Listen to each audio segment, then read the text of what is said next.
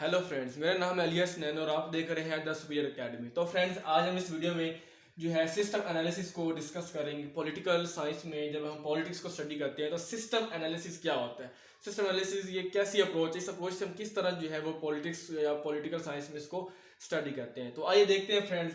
तो अगर system analysis की बात की जाए तो हमें यह पता चलेगा 1930 से लेकर 1950 तक, सेकेंड वर्ल्ड वॉर के बाद काफ़ी जो है ना पॉलिटिक्स को स्टडी करने का जो तरीका है वो काफ़ी चेंज हुआ है। मतलब हमने जो है सिस्टम एनालिसिस की अप्रोच जो है वो अपनाई है, अप्लाई की है। पहले जबकि हम इंस्टीट्यूशनल अप्रोच जो है वो उसको इम्प्लीमेंट किया जाता था, इस्तेमाल किया जाता था। लेकिन 1950s के बाद, 1930s के बाद जो ये है हम सिस्टम एनालिसिस की जो है वो अप्रोच इस्तेमाल करते हैं पॉलिटिक्स के अंदर। दोस्तों, अगर हम ये इसकी बात करें, सिस्टम एनालिसिस की बात करें, तो इसमें हम दोस्तों ये सिस्टमिक अप्रोच ले रहे हैं। कौन सी अप्रोच दोस्तों? Systemic approach.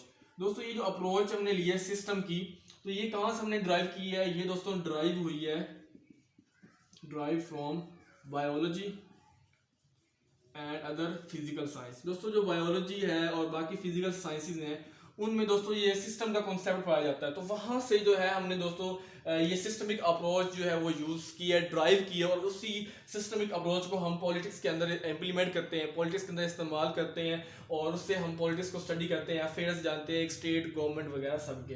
तो ये दोस्तों हमारा जो है सिस्टमिक अप्रोच कहाँ से आई है? बायोलॉजी जो है ये भी एक साइंस है, प्योर साइंस है। जो हमारे जो पॉलिटिकल साइंस है ये एक दोस्तों सोशल साइंस है, जबकि दोस्तों ये दोस्तों क्या है, ये जो बायोलॉजी और बाकी ये प्योर साइंस है। तो यहाँ से दोस्तों हमने क्या किया, ये सिस्टम जो है सिस्टमिक अप्रोच वो हमने ड्राइव किया, और इससे हम जो है पॉलिटिक्स को स्टडी करते हैं। दोस्तों, अगर हम सिस्टमिक अप्रोच की बात करें तो इसमें ये पता चलेगा सिस्टमिक अप्रोच, सिस्टम का मतलब क्या होता है। क्योंकि हमने सिस्टम लिया यहाँ से, तो दोस्तों सिस्टम ये होता है कि कोई भी ऐसी चीज, कोई भी लिविंग बॉडी या नॉन लिविंग बॉडी जो दो या दो से ज्यादा पार्ट्स पे मुश्तमिल हो। The body, the living or non living body which consist of two or more parts. मतलब ऐसी लिविंग बॉडी, कोई भी या नॉन लिविंग बॉडी आपकी बात कर लें यूनिवर्स में, जो दो या दो से ज्यादा पार्ट्स पे मुश्तमिल हो, तो उसको हम कहते हैं कि वो सिस्टम है। अब वो दो पार्ट्स हैं, दो से ज्यादा पार्ट्स हैं, वो दोस्तों आपस में कनेक्टेड होते हैं, इंटरकनेक्टेड, एक दूसरे पर इफेक्ट डालते हैं, और एज वेल एज वो अपने जो इन्वायरमेंट होता है, वो जो बॉडी होती है लिविंग बॉडी या बात कर लें जो नॉन लिविंग की, वो अपने इन्वायरमेंट के ऊपर भी दोस्तों इफेक्ट डालेगी, इन्फ्लुएंस डालेगी। दोस्तों उसको हम कहते हैं सिस्टम। मतलब आप कोई भी चीज यूनिवर्स है as a whole, as a मतलब इसको सिस्टम ले यूनिवर्स में, तो आप कोई भी चीज उठा लें और उसको जब स्टडी करें तो उसके आपको पता चलेगा उसके दो या दो से ज्यादा पार्ट्स होंगे, उसको हम स्टडी किया जाता है। लाइक अगर आप एटम ले लें, एटम सिस्टम है, उसको आप इलेक्ट्रॉन, प्रोटॉन, न्यूट्रॉन्स देखते हैं, उसके पार्ट्स होते हैं। मॉलिक्यूल्स ले लें, एनिमल्स ले लें, ह्यूमन ले लें, तो वो दोस्तों आपका सिस्टम में आ जाता है। इसका अगर हम मजीद बात करें तो हमें यह पता चलेगा कि हर सिस्टम की दोस्तों मजीद दो से ज्यादा सिस्टम होते हैं। Every system has to or मोर सब सिस्टम्स। जैसे हमने पार्ट्स की बात होती है ना, इस तरह दोस्तों हर जो सिस्टम होता है उसके मजीद सब सिस्टम्स होते हैं, और वो दोस्तों आपस में कनेक्टेड होते हैं, एक दूसरे के साथ इंटरकनेक्टेड होते हैं और इंटरडिपेंडेंट होते हैं एक दूसरे के साथ। तो अगर दोस्तों इसकी एग्जांपल लें सिस्टम को समझने के लिए, बड़ी अच्छी सी एग्जांपल, ताकि हमारा ये कॉन्सेप्ट क्लियर हो जाए, तो हमें ये पता चलेगा। एग्जांपल में हम ले लेते हैं बॉडी, ह्यूमन बॉडी की बात करते हैं। दोस्तों, अगर ह्यूमन बॉडी की बात की जाए तो ह्यूमन बॉडी क्या है? खुद में एक सिस्टम है। और दोस्तों ये जो ह्यूमन बॉडी है ये मजीद सब सिस्टम्स पे डिवाइडेड है, उस पर डिपेंडेंट है, उस पर कंसिस्ट है, मुश्तमिल है ह्यूमन बॉडी। दोस्तों ह्यूमन बॉडी का जो सिस्टम है, उसकी बात की जाए तो वो मजीद उसमें सिस्टम आपको मिलेंगे। सर्कुलेटरी सिस्टम आपको मिल जाएगा, रिस्पायरेटरी सिस्टम आपको मिल जाएगा, इसके अंदर ह्यूमन बॉडी के अंदर नर्वस सिस्टम मिल जाएगा दोस्तों, इसके अलावा डाइजेस्टिव सिस्टम। तो इस तरह के दोस्तों हर सिस्टम के मजीद सब सिस्टम्स होते हैं। जैसे हमने ह्यूमन बॉडी लिया है बायोलॉजी में, तो उसकी एक सिस्टम है, ह्यूमन बॉडी एक सिस्टम। अब इसके मजीद सिस्टम्स हैं, circulatory system, nervous system, respiratory system, digestive system. तो हर सिस्टम के मजीद क्या होते हैं? सब सिस्टम्स होते हैं, उसके मजीद पार्ट होते हैं। अब दोस्तों अगर सर्कुलेटरी की सिस्टम की बात करें तो सर्कुलेटरी सिस्टम में हमारे पास क्या मिलेंगे? इसके मजीद हमें सब सिस्टम्स मिलेंगे, इसके मजीद ऑर्गन मिलेंगे। हम इसमें देखेंगे हार्ट आ जाता है, दिल, लंग्स, वेन्स, आर्टरीज, ब्लड। दोस्तों ये फिर उसके अंदर सर्कुलेटरी सिस्टम के अगर उसके फिर ऑर्गन्स, उसके पार्ट्स, उसके फिर सब सिस्टम्स आ जाते हैं।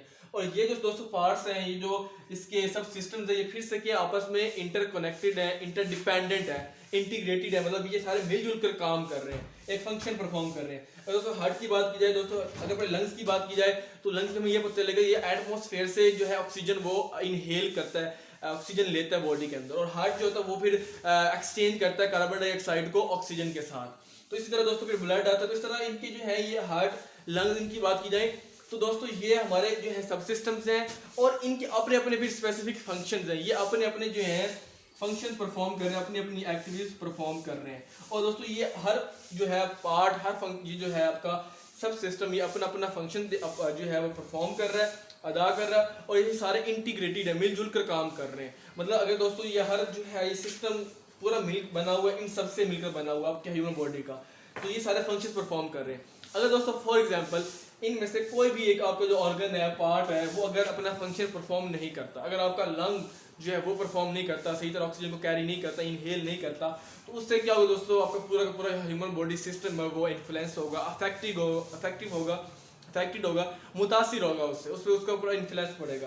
तो दोस्तों अगर ये फंक्शन जो है वो सही तरह नहीं परफॉर्म करता, फेल हो जाता है आपका ऑर्गन, तो उससे आपकी जो है हेल्थ वो खराब हो सकती है, आप सिक हो सकते हैं, बीमार हो सकते हैं, इल हो सकते हैं, और आपकी जो है दोस्तों हेल्थ वो खराब हो सकती है। अगर दोस्तों फंक्शन जो है सही तरह बिल्कुल नहीं हो रहा, बिल्कुल फेलियर, बहुत ही सीरियस है, बहुत ही बिल्कुल ख़त्म है, नल जो है मतलब नल है, आपका फंक्शन दे रहा है, तो आपकी जान भी जा सकती है। तो दोस्तों ये होता है आपका सिस्टम जो है, सिस्टमिक अप्रोच होती है जिससे हम जो है वो स्टडी किया जाता है ह्यूमन बॉडी को।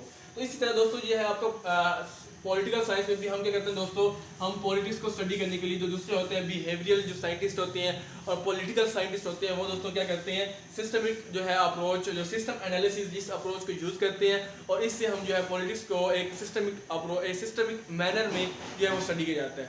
तो दोस्तों ये था हमारे पास सिस्टम एनालिसिस।